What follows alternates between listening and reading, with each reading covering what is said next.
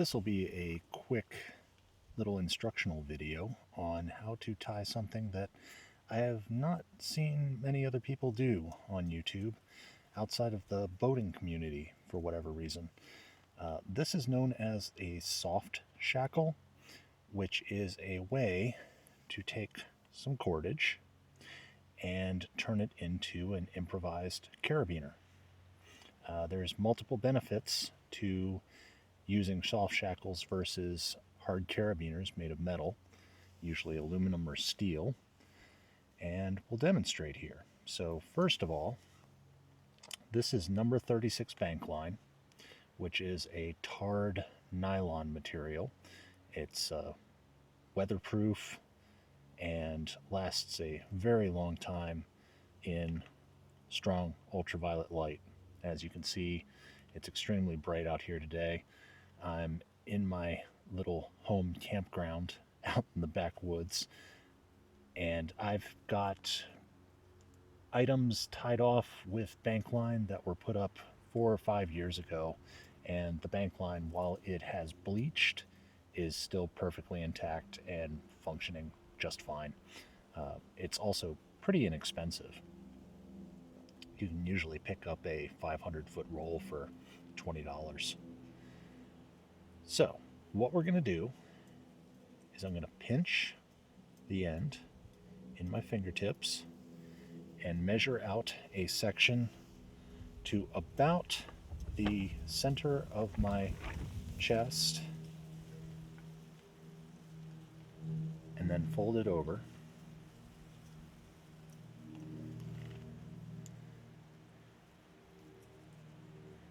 And we have a loop about that long. For me, for my size, my chest to my fingertips is somewhere around 36 inches, right around 3 feet. And half of that is 18 inches, and that is what I usually find to be about the perfect length for a medium size soft shackle.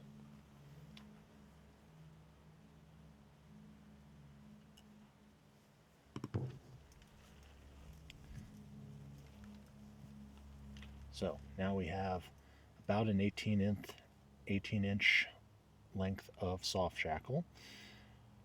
And the way we're going to tie this, my favorite way, is to gather your loose ends and pinch them together so that they're even. Now, we're going to roll the ends over the top, leaving a little bit of tail for us to work with in a second.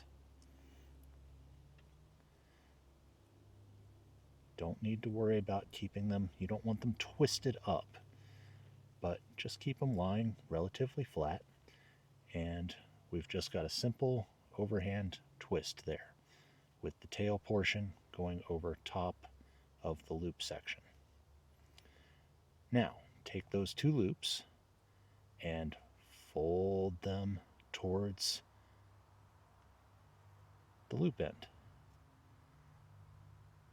So you've got your loops overlaying the rest of your cordage, and now from behind we're going to poke those two cords through the loop we just made. And this is what's known as a marlin spike hitch right here. So it's essentially a slip knot. Now what we're going to do is take our loose ends, both of them, and fold them over top of what we just did, and then through the slip loop that we just made.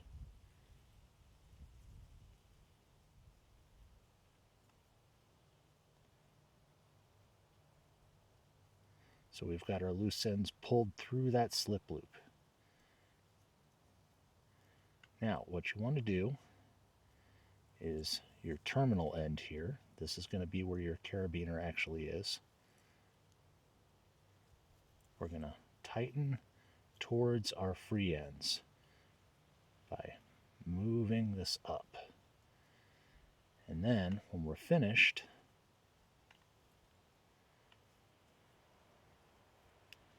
pull on this to create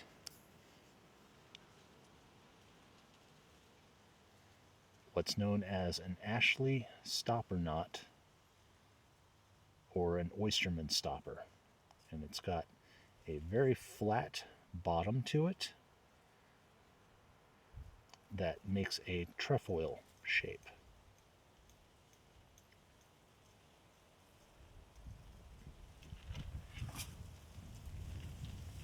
Now, you can take your knife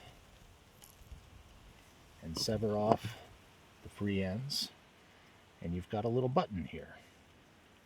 Now, to make it into a carabiner, you take the end of your loop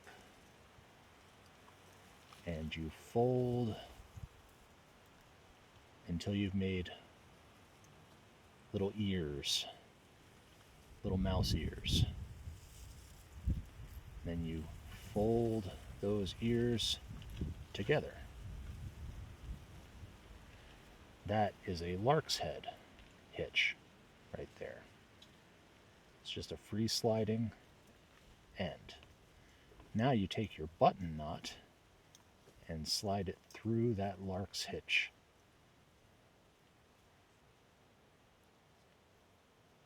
And what you will end up with, this is a very small carabiner, what you will end up with is a little improvised carabiner where the lark's hitch that you slid over the button knot is trapped by that button knot.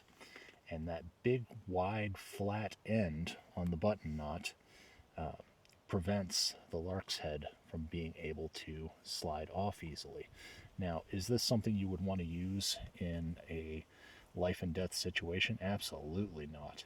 Is it something that's really good for attaching objects to a backpack temporarily that's easy to undo and remove them and then reuse these things? Absolutely, yes it is. Another big benefit is you can pre-make dozens of these and store them in absolutely no space whatsoever in a pack. You can make up 5 or 6 of varying lengths and have them tucked in a top pocket of something and forget all about them until you need them. So let's make a more practical sized one. We'll go for a full 36 inches this time. Get closer to 30.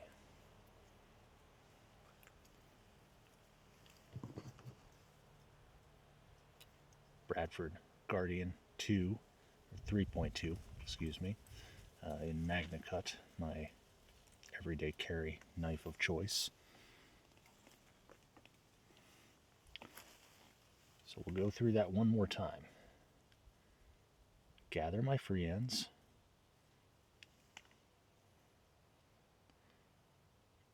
I form them into a loop by pinching and flipping them over. And then I fold that new loop over again. And my 2 lines that are making the rest of the loop get poked through the loop we just made.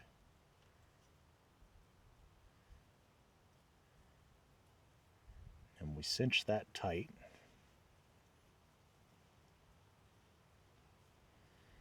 And we take our free ends, go over our remaining line, and back through our loop. This is the part where I like to dress it up and make sure everything's not twisted and relatively straight. And then I'm just using the back of my hand to start cinching that slip knot made by the marlin spike down. And you can use your 2 fingers as a pinch there to finish off the job. Just trim that. You don't have to, it just makes it a little neater.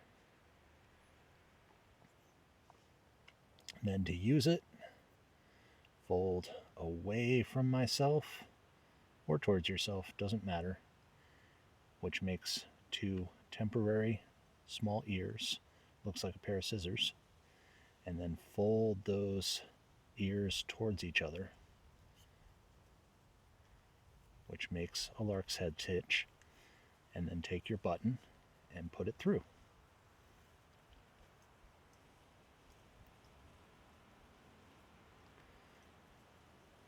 And that is about the internal space of a large carabiner. This one was about 30 inches of cord length to start with. So let's show how we might use this. Okay, so here is my little small EDC kind of bag from 511. I believe it's the Rush 12.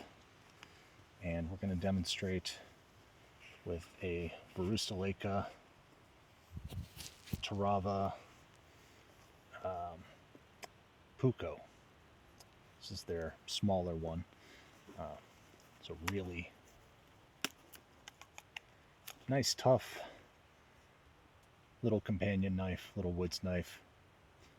Low carbon steel, ADCRV2, easy to sharpen, and the little brother of the Tarava Scrama that I talked about in my last video.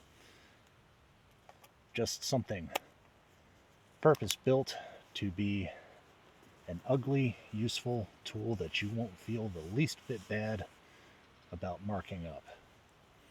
So, for an example, if you had a water bottle or a knife sheath or something that you wanted to attach to a backpack, a belt loop, anything to anything, what we're going to do is we're going to pass our button knot that we made, our Oysterman stopper or Ashley stopper, both are the same thing.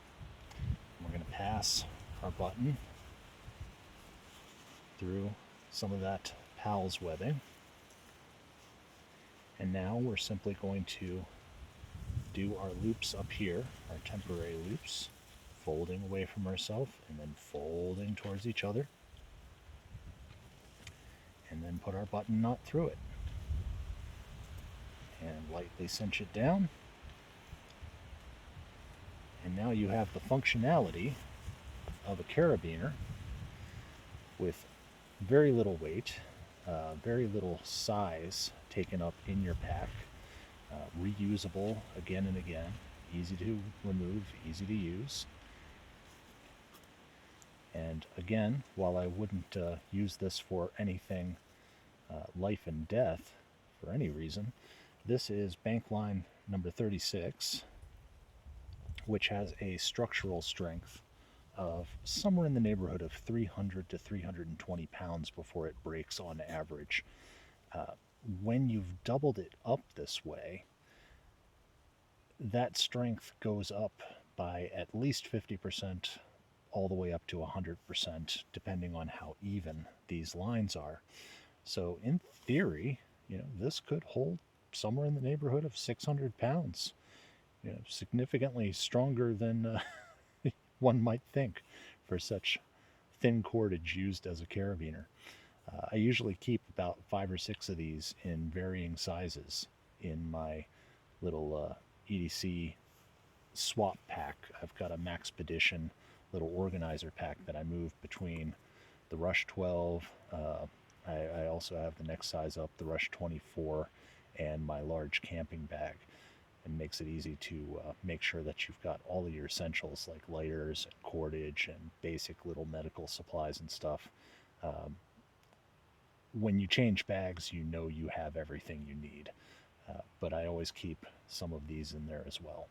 So that is how to make and use a soft shackle very, very quickly out of minimal cordage and have it available for use.